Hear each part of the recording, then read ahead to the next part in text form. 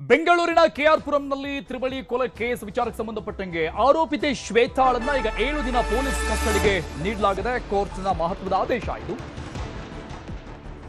ಆಕೆಯನ್ನು ಪಾಂಡಿಚೇರಿಯಲ್ಲಿ ಅರೆಸ್ಟ್ ಮಾಡ್ತಾ ಇದ್ದಂಗೆ ಕೋರ್ಟ್ಗೆ ಹಾಜರುಪಡಿಸಲಾಯಿತು. ಬೆಂಗಳೂರಿಗೆ ಕರೆತಂದು 7 ದಿನ ಪೊಲೀಸ್ ಕಸ್ಟಡಿಗೆ ನೀಡಿ ಕೋರ್ಟ್ ಸೂಚನೆ ಕೊಟ್ಟು ಆದೇಶವನ್ನು ಹೊರಡಿಸಿತು.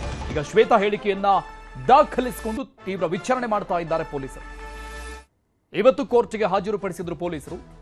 ಮೇಯೋ ಹಾಲ್ ಕೋರ್ಟ್ಗೆ ಹಾಜರುಪಡಿಸಿದ್ರು. 7 ದಿನ ಪೊಲೀಸ್ ಕಸ್ಟಡಿಗೆ ನೀಡಲಾಗಿದೆ. ವಿಚಾರಣೆಯನ್ನ ತೀವ್ರಗತಿಯಲ್ಲಿ ನಡೆಸ್ತಾ ಇರುವಂತಹ ಪೊಲೀಸ್ ಅಧಿಕಾರಿಗಳು, ಕೊಲೆಗೆ ಕಾರಣಗಳು, ಈ ಕೆನೆತ್ ಈಕೆ ಪ್ರಿಯಕರ ಎಲ್ಲಿದ್ದಾನೆ, ಆ ರೀತಿಯ ಎಲ್ಲ ವಿವರಗಳು ವಿಚಾರಣೆಗಳನ್ನ ನಡೆಸ್ತಾ ಇದ್ದಾರೆ. ಈಕೆ ಮಾತ್ರ ಪಾಂಡಿಚೇರಿಯಲ್ಲಿ ಪತ್ತೆಯಾಗಿರುವಂಥದ್ದು. ಆ ವ್ಯಕ್ತಿ ಎಲ್ಲಿ ಹೋದ, ಆತನ ಪ್ಲಾನ್ ಬೇರೆ ಏನಾದರೂ ಆಗಿತ್ತಾ, 6 ತಂದೆಗಳ ರಚನೆ ಮಾಡಲಾಗಿತ್ತು. ಇನ್ನೂ 5 ತಂದೆಗಳು ಆತನ ಹಿಂದೆ ಇದೆ. ಬೆಂಗಳೂರಿನ ಕೆಆರ್ಪುರಂನಲ್ಲಿ ತ್ರಿವಳಿ ಕೊಲೆ ಕೇಸ್ ವಿಚಾರಕ್ಕೆ ಸಂಬಂಧಪಟ್ಟಂಗೆ ವಿಚಾರಣೆಯ ವೇಳೆ ಈಗ ಪೊಲೀಸ್ ವಿಚಾರಣೆ ವೇಳೆ ಹಂತಕ್ಕೆ ಶ್ವೇತಾ ಹೇಳಿದ್ದೇನು? ನ್ಯೂಸ್ 18ನಲ್ಲಿ ಬಿಗ್ ಎಕ್ಸ್ಕ್ಲೂಸಿವ್ ಆದಂತಹ ಸುದ್ದಿ.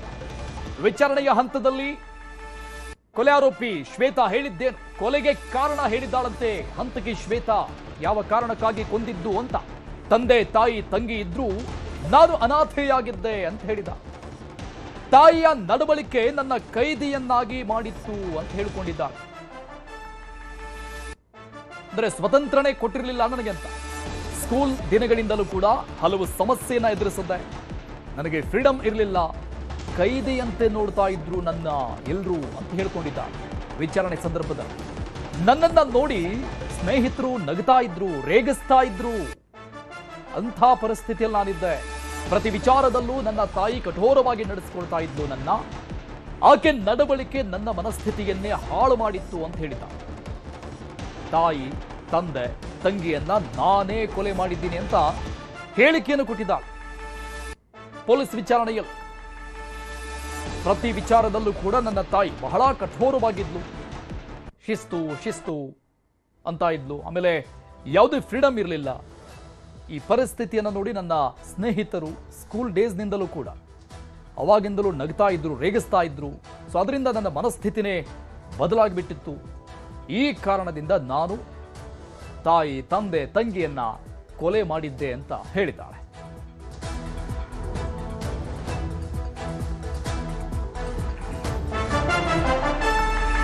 ಈ ತ್ರಿಬಲ್ ಮರ್ಡರ್ ಕೇಸ್ ವಿಚಾರಕ್ಕೆ ಸಂಬಂಧಪಟ್ಟಂಗೆ ಒಂದು ಕೊಲೆಗೆ ಸ್ಕೆಚ್ ಹಾಕಿದ್ದು, ಆದ್ರೆ ಆಗಿದ್ದು ಮಾತ್ರ 3 ಮರ್ಡರ್. ಕೊಲೆ ಮಾಡಬೇಕು ಅಂದಿದ್ದು ಒಬ್ಬರನ್ನ ಮಾತ್ರ. ನ್ಯೂಸ್ 18ನಲ್ಲಿ ಕೊಲೆಯ ಇಂಚಿಂಚು ಮಾಹಿತಿಯನ್ನ ನೀಡ್ತಾ ಇದ್ದೀವಿ. ಕೊಲೆಗೆ ಸ್ಕೆಚ್ ಹಾಕಿದ್ದು ಒಬ್ಬರಿಗೆ ಮಾತ್ರ, ಆದ್ರೆ ಹೆಣ ಉರುಳಿದ್ದು 3. HLನ ಗುರುರಾಜ ಲೇಔಟ್ನಲ್ಲಿ ಮನೆ ಮಾಡಿಕೊಂಡಿದ್ಲು. ಶ್ವೇತಾಳನ್ನ ತಂಗಿ ಅಂತ ಮನೆಗೆ ಕರೀತಾ ಇದ್ದ ಕೆನತ್. ಸೆಕ್ಯೂರಿಟಿ ಬಳಿ ನನ್ನ ತಂಗಿ ಅಂತ ಹೇಳ್ಕೊಂಡಿದ್ದಂತೆ ಕೆನತ್, ಈಕೆಯ ಪ್ರಿಯಕರ.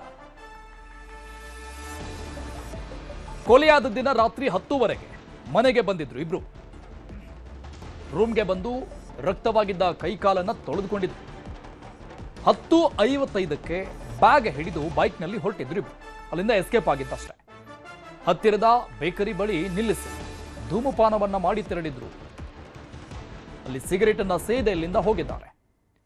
ಸದ್ಯ ಶ್ವೇತಾಳನ್ನ ವಶಪಡೆದು ವಿಚಾರಣೆ ನಡೆಸ್ತಾ ಇದ್ದಾರೆ ಕೆಆರ್ಪುರಂ ಪೊಲೀಸರು. ಎಸ್ಕೇಪ್ ಆಗಿರುವಂತಹ ಕೆನೆತ್ಗಾಗಿ ಇನ್ನೂ ಹುಡುಕಾಟ ನಡೀತಾ ಇದೆ. ಡೀಟೇಲ್ಸ್ ಕೊಡ್ತಾರೆ ನಮ್ಮ ಪ್ರತಿನಿಧಿ ಗಂಗಾಧರ್. ಲೈನ್ ನಲ್ಲಿ ಜಾಯ್ನ್ ಆಗ್ತಾ ಇದ್ದಾರೆ. ಗಂಗಾಧರ್, ಈ ಶ್ವೇತಾ ನೀಡ್ತಾ ಇರುವಂತಹ ಹೇಳಿಕೆ, ಕೊಡ್ತಾ ಇರುವಂತಹ ಮಾಹಿತಿ ನಿಜಕ್ಕೂ ಭೀಕರವಾಗಿದೆ, ಅಚ್ಚರಿಯನ್ನ ಮೂಡಿಸ್ತಾ ಇದೆ. ಆದ್ರೆ ಒಂದು ವಿಚಾರ, ಇವರು ಕೊಲೆ ಮಾಡಬೇಕಂದಿದ್ದು ಒಬ್ಬರನ್ನ ಮಾತ್ರ ಅನ್ನುವಂಥದ್ದು. ಯಾರನ್ನ ಅನ್ನುವಂಥ ಪ್ರಶ್ನೆ, ಬಹುತೇಕ ಅವರ ತಾಯಿಯನ್ನ ಅಂತ. ಎಸ್ ಅರುಣ್, ಅಂದ್ರೆ ಈಗ ಪ್ರಮುಖವಾಗಿ ಕೆಆರ್ಪುರಂ ಪೊಲೀಸರು ಬಂಧನ ಮಾಡಿರುವಂತಹ ಶ್ವೇತಾಳನ್ನ ತೀವ್ರ ವಿಚಾರಣೆಯನ್ನ ಮಾಡ್ತಾ ಇರುವಂತದ್ದು. ಈ ಸಂದರ್ಭದಲ್ಲಿ ತುಂಬಾ ಆಶ್ಚರ್ಯಕರವಾದಂತಹ ಶಾಕಿಂಗ್ ಒಂದು ಸ್ಟೇಟ್ಮೆಂಟ್ಸ್ ಅನ್ನ ಕೊಡ್ತಾ ಇರುವಂತದ್ದು. ಆದ್ರೆ ಇಲ್ಲಿ ನೋಡುವಂತದ್ದಾದ್ರೆ, ಆ ಘಟನಾ ಒಂದು ಸಂಪೂರ್ಣವಾದ ದೃಶ್ಯವನ್ನ ನೋಡೋದಾದ್ರೆ, ಆಕೆ ಅವರ ಮತ್ತೆ ಕೆನತ್ ಮತ್ತೆ ಆಕೆ ಇಬ್ಬರ ಒಂದು ಪ್ಲಾನ್ ಆಗಿರುವಂತದ್ದು ಅವರ ತಾಯಿಯನ್ನ ಕೊಲೆ ಮಾಡಬೇಕು ಮತ್ತೆ ಮುತ್ತುಲಕ್ಷ್ಮಿಯನ್ನ ಕೊಲೆ ಮಾಡಬೇಕು ಅನ್ನೋದು ಒಂದು ಟಾರ್ಗೆಟ್ ಆಗಿತ್ತು. ಆದ್ರೆ ಆ ಒಂದು ಕೊಲೆ ಅದು 3 ಕೊಲೆಯಾಗಿ ಮಾರ್ಪಾಡಾಗಿರುವಂತದ್ದು. ಆದ್ರೆ ಇವರ 3 ಕೊಲೆ ಮಾಡಿದ್ರೂ ಸಹ ಮಗಳಾದಂತಹ ಶ್ವೇತಾಳಿಗೆ ಸ್ವಲ್ಪವೂ ಸಹ ಪಶ್ಚಾತ್ತಾಪವಿಲ್ಲ. ಆದ್ರೆ ಇಲ್ಲಿ ಪ್ರಿಯಕರನಾಗಿರುವಂತಹ ಕೆನತ್ಗೆ ಹೆಚ್ಚು ಓಲೈಕೆಯನ್ನ ಮಾಡ್ಕೊಳ್ತಾ ಇರುವಂತದ್ದು ಆ ಪೊಲೀಸರ ವಿಚಾರಣೆ ವೇಳೆ ಗೊತ್ತಾಗ್ತಾ ಇದೆ. ಈಗ 7 ದಿನಗಳ ಕಾಲ ಕಸ್ಟಡಿಗೆ ಪಡೆದಿರುವಂತಹ ಪೊಲೀಸರು ತೀವ್ರ ವಿಚಾರಣೆ ಮಾಡ್ತಾ ಇದ್ದಾರೆ. ಮತ್ತೆ ಆರೋಪಿ ಕೆನತ್ಗಾಗಿ ತೀವ್ರ ಹುಡುಕಾಟವನ್ನ ಕೂಡ ನಡೆಸಲಾಗ್ತಾ ಇರುವಂತದ್ದು. 3 ವಿಶೇಷ ತಂಡಗಳು ಬೇರೆ ಬೇರೆ ರಾಜ್ಯಗಳಲ್ಲಿ ಈಗ ಹುಡುಕಾಟವನ್ನ ನಡೆಸ್ತಾ ಇದ್ದಾರೆ. ಆದ್ರೆ ಈ ವಿಚಾರಣೆ ಸಂದರ್ಭದಲ್ಲಿ ಯಾಕೆ ಹೇಳ್ತಾ ಇರುವಂತದ್ದು, ಇಲ್ಲಿ ಕೆನತ್ ಏನಿದ್ದಾನೆ ಆತ ಅಮಾಯಕ, ಈ 3 ಕೊಲೆಗಳನ್ನ ನಾನೇ ಮಾಡಿದ್ದೇನೆ. ಯಾಕಂದ್ರೆ ತನ್ನ ಮನೆಯಲ್ಲಿ ಒಬ್ಬ ಕೈದಿಯಾಗಿ ಅವರು ಮನೆಯಲ್ಲಿ ಅಮ್ಮ ನನ್ನನ್ನ ನೋಡ್ಕೊಳ್ತಾ ಇದ್ಲು, ಸೆಲ್ಲಲ್ಲಿರೋ ತರ ಯಾವುದೇ ರೀತಿಯಾದಂತಹ ಫ್ರೀಡಮ್ ಕೊಡದೆ ತುಂಬಾ ನಿಷ್ಠೂರವಾಗಿ ನಡೆಸ್ಕೊಳ್ತಾ ಇದ್ರು. ಇದೇ ಕಾರಣಕ್ಕೆ ನಾನು ಆಕೆಯನ್ನ ಕೊಲೆ ಮಾಡಿದ್ದೆ. ಆ ಬಳಿಕ ತಂಗಿ ಮತ್ತೆ ತಂದೆಯನ್ನ ಕೂಡ ನಾನೇ ಕೊಲೆ ಮಾಡಿದ್ದೇನೆ. ಇಲ್ಲಿ ಕೆನತ್ದ ಯಾವುದೇ ರೀತಿ ಪಾತ್ರ ಇಲ್ಲ ಅಂತ ಹೇಳ್ತಾ ಇರುವಂತದ್ದು. ಇಲ್ಲಿ ಎಲ್ಲೋ ಒಂದು ಕಡೆ ಪೊಲೀಸರ ದಿಕ್ಕು ತಪ್ಪಿಸುವಂತ ಯತ್ನವನ್ನ ಆಕೆ ಮಾಡ್ತಾ ಇದ್ದಾಳೆ. ಯಾಕಂದ್ರೆ ಈ ಕೆನತ್ ಮತ್ತೆ ಈ ಶ್ವೇತಾ ಇಬ್ಬರ ಒಂದು ಬ್ರೈನ್ ಏನಿದೆ ತುಂಬಾ ಒಂದು ಬೇರೆ ರೀತಿಯಾದಂತಹ ಒಂದು ಆಯಾಮಗಳನ್ನ ಸೃಷ್ಟಿ ಮಾಡುವಂತದ್ದು, ಮತ್ತೆ ಪೊಲೀಸರ ದಿಕ್ಕು ತಪ್ಪಿಸುವಂತಹ ಒಂದು ಸ್ಟೇಟ್ಮೆಂಟ್ಸ್ ಕೊಡುವಂತದ್ದು, ಮತ್ತೆ ಆರೋಪಿ ಏನು ಎಸ್ಕೇಪ್ ಆಗಿದ್ದಾನೆ ಇದಕ್ಕೆ ಕಾರಣ ಕೂಡ ಇದೇ ಶ್ವೇತಾ ಅಂತ ಹೇಳಲಾಗ್ತಾ ಇದೆ. ಯಾಕಂದ್ರೆ ಆವತ್ತು ಪಾಂಡಿಚೇರಿಯಲ್ಲಿ ಇಬ್ರು ಕೂಡ ಅವರು ಅದೇ ಒಂದು ಲೊಕೇಶನ್ ಅಲ್ಲಿ ಇದ್ದಾರೆ ಅನ್ನೋದ್ರ ಬಗ್ಗೆ ಮಾಹಿತಿ ಸಿಕ್ಕುತ್ತೆ. ನಂತರ ತಡರಾತ್ರಿಯಲ್ಲಿ ಅವರನ್ನ ಪಿಕ್ ಮಾಡಕ್ಕೆ ಹೋದಂತಹ ಸಂದರ್ಭದಲ್ಲಿ ಅಲ್ಲಿ ಕೇವಲ ಈ ಶ್ವೇತಾ ಮಾತ್ರ ಸಿಗ್ತಾಳೆ. ಆದ್ರೆ ಇಲ್ಲಿ ಪಾಂಡಿಚೇರಿಯಲ್ಲಿ ಈ ಆರೋಪಿ ಸಿಗೋದಿಲ್ಲ. ಆದ್ರೆ ಆ ವಿಚಾರಣೆ ಸಂದರ್ಭದಲ್ಲಿ ಗೊತ್ತಾಗುತ್ತೆ ಈ ಪೊಲೀಸರು ಹೇಗಾದ್ರೂ ಕೂಡ ನಮ್ಮನ್ನ ಬೆನ್ನು ಬಿದ್ದು ಬರ್ತಾರೆ, ಅವರ ಬಂಧನವನ್ನ ಮಾಡೇ ಮಾಡ್ತಾರೆ.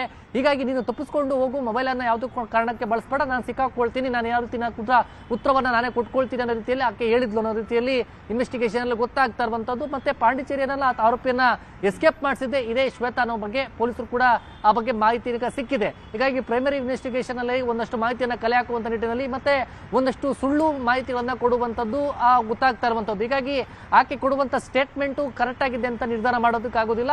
ಟೆಕ್ನಿಕಲ್ ಎವಿಡೆನ್ಸ್ ಏನಿದೆ ಮತ್ತೆ ಅವರ ಫೋನಲ್ಲಿ ಸಿಕ್ಕಂತ ಎವಿಡೆನ್ಸ್ ಗಳೇನಿದೆ ಅವೆಲ್ಲವೂ ಕೂಡ ಆ ಒಂದು CDR ಆಗಿರ್ಬೋದು ಮತ್ತೆ ರಿಟ್ರೀವ್ ರಿಪೋರ್ಟ್ ಆಗಿರ್ಬೋದು ಅವೆಲ್ಲವನ್ನ ಕೂಡ ಮಾಡಿಫೈ ಮಾಡಬೇಕಾಗುತ್ತೆ. ಅವನ್ನ ಕುಲಂಕುಷವಾಗಿ ಈಗ KR-ಪುರಂ ಪೊಲೀಸರು ತನಿಖೆಯನ್ನ ಮಾಡ್ತಾ ಇದ್ದಾರೆ. ತನಿಖಾ ಸಂದರ್ಭದಲ್ಲಿ ಈ ಒಂದು ಕೊಲೆಯ ಭೀಕರತೆ ಏನಿದೆ ಆ ಭೀಕರತೆಗೆ ಕಾರಣ ಇದೇ ಒಂದು ಶ್ವೇತಾ ಅಂತೇಳಿ, ಮತ್ತೆ ಇವರಿಬ್ಬರೂ ಕೂಡ ಆ ಒಬ್ಬೊಬ್ಬರನ್ನೇ ಹಂತವಾಗಿ ಕೊಲೆ ಮಾಡಿರುವಂತದ್ದು, ಸಖತ್ ಪ್ಲಾನ್ ಮಾಡಿ ತರ ಮಾಡಿರುವಂತದ್ದು. ಮತ್ತೆ ಆ HL ಬಳಿ ಸಿಕ್ಕಂತಹ ಸರ್ವಿಸ್ ಅಪಾರ್ಟ್ಮೆಂಟ್ ಪ್ಲಾಟ್ ಅಲ್ಲಿ ಸಿಕ್ಕಂತಹ ಡ್ರಮ್ ಆಗಿರ್ಬೋದು, ಡ್ರಿಲ್ಲಿಂಗ್ ಮಿಷಿನ್ ಆಗಿರ್ಬೋದು, ಹ್ಯಾಮರ್ ಆಗಿರ್ಬೋದು, ಮತ್ತೆ ಮನೆಯಲ್ಲಿ ತುಂಬಾ ಅಲ್ಲಿ ಸಿಗರೇಟ್ ಬಿಸಾಡಿರುವಂತದ್ದು ಆಗಿರ್ಬೋದು, ಮತ್ತೆ ಅವರ ಒಂದು ಆಕ್ಟಿವಿಟೀಸ್ ಏನಿದೆ ತುಂಬಾ ಅವರು ಕೂಡ ಅಂದ್ರೆ ಹಣ ಕಡಿಮೆ ಬರ್ತಾ ಇದ್ರು ಸಹ ಅವರ ಐಷಾರಾಮಿ ಲೈಫ್ ಆಗಿರ್ಬೋದು, ಡ್ರಿಂಕ್ಸ್ ಮಾಡುವಂಥದ್ದಾಗಿರ್ಬೋದು, ಸ್ಮೋಕ್ ಮಾಡುವಂಥದ್ದಾಗಿರ್ಬೋದು, ದುಶ್ಚಟಗಳಿಗೆ ಅವರು ದಾಸರಾಗಿದ್ರು ಅನ್ನೋದು ಮೇಲ್ನೋಟಕ್ಕೆ ಗೊತ್ತಾಗ್ತಾ ಇದೆ.